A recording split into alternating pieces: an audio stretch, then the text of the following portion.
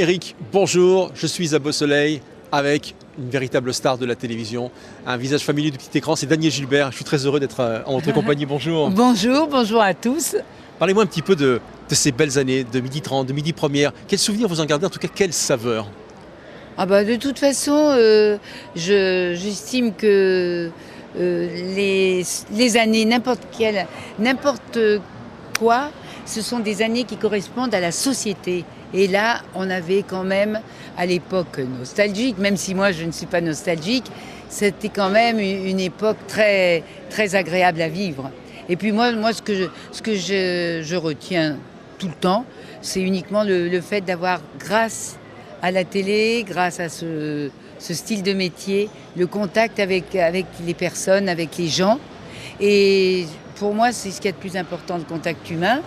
Et j'ai l'impression non pas d'être connu, parce que ça sert à rien, mais de connaître beaucoup de monde, comme dans la rue de mon enfance. Sauf que la rue de mon enfance, maintenant, elle a une drôle de forme, elle est hexagonale, avec des petites ramifications. Mais c'est ça, moi, qui m'intéresse, c'est les gens. Moi, je dois tout aux gens. Moi, ils m'apportent mes bonheurs, ils m'aident à rester debout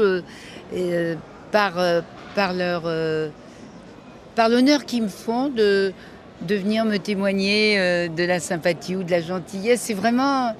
Mais je trouve que j'ai beaucoup de chance, quoi. Mais je dois tout aux gens.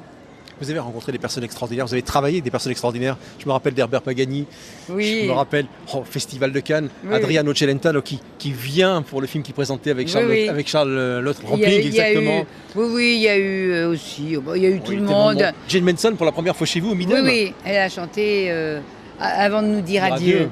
Elle était très très belle dans le soleil, là c'était très joli.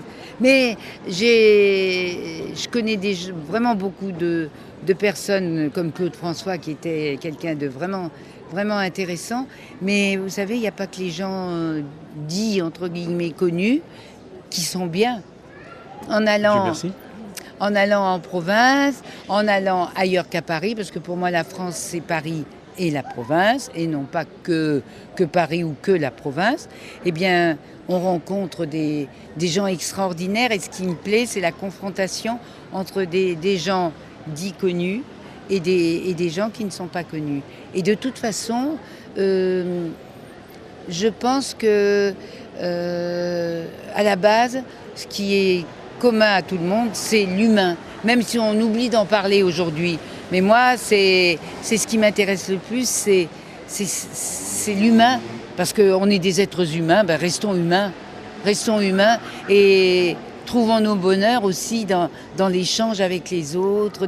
Moi, j'avais juste envie de partager une forme de joie de vivre dans l'émission avec ceux qui nous regardaient. Oui.